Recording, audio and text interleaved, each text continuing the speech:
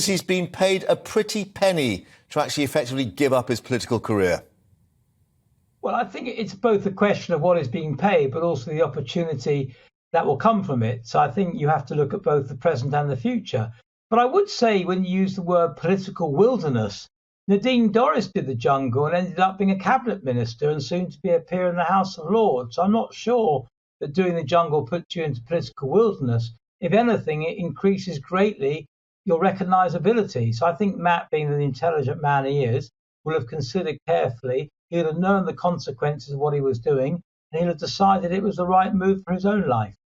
Does that mean then you've got to be very careful what you say and how you say it when you're around that campfire? Yes, and that applies to all the campmates, because what they do is they push your buttons and make you hungry and put you in a situation where you might not say things you normally would. So absolutely. Now, what we don't know, of course, is what Matt's like when he gets tired, hungry and crotchety. Now, he may be a delightful man when he gets all that, but he might become a horrible man. We'll find out when he's in the jungle, because the jungle producers are very clever people and they know how to make people react in ways they might not always react.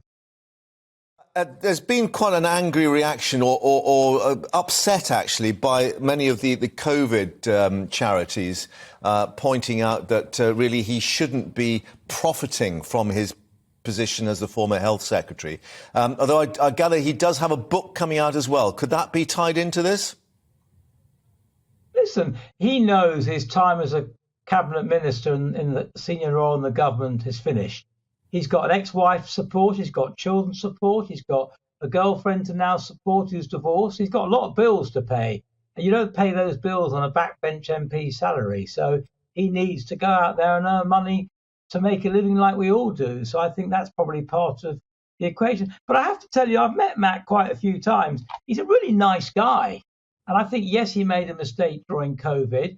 But to be fair to him, a lot of other people also parted in COVID. And also a lot of other people watching this programme, they might choose to deny it, scream at the screen, you broke the rules, we didn't. But I know a lot of people around the UK did break the rules during COVID and took a view as to how much they broke those rules. But a lot of people, if they say they didn't, are not being honest to themselves. I'm not defending Matt Hancock for a moment, because what he did was pretty extraordinary. However, I don't think you deserve to be condemned all your life. We're now sort of a year and a half on from what he did. He has a right to get on with his life and move forward. Jonathan, we're just getting a bit more coming through from his supporters, basically saying he'll make a donation to the St Nicholas Hospice in Suffolk and will also be required to declare the amount he receives from the show to Parliament. Obviously, that has to be done. What do you expect would be the fee for such an appearance on this programme? I would guess around 100,000. I don't know what he's received, but my guess is 100,000. In reality, since he has to declare it, he probably wouldn't want to earn too much, because that would be counterproductive. But Matt's also known for his charitable work. He's done marathons and climbed mountains for charity. So the fact he's doing fundraising work is not new. It's not just for this moment. No, he's a man who does a lot of fundraising work.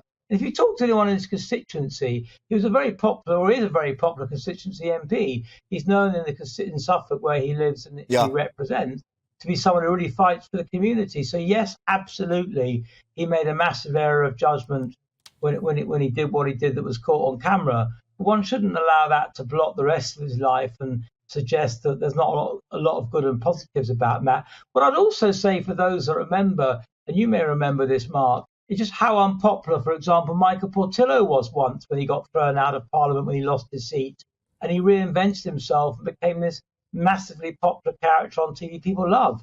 So I think it's very easy to turn your career around and go from one extreme to the other, and many people have done that before.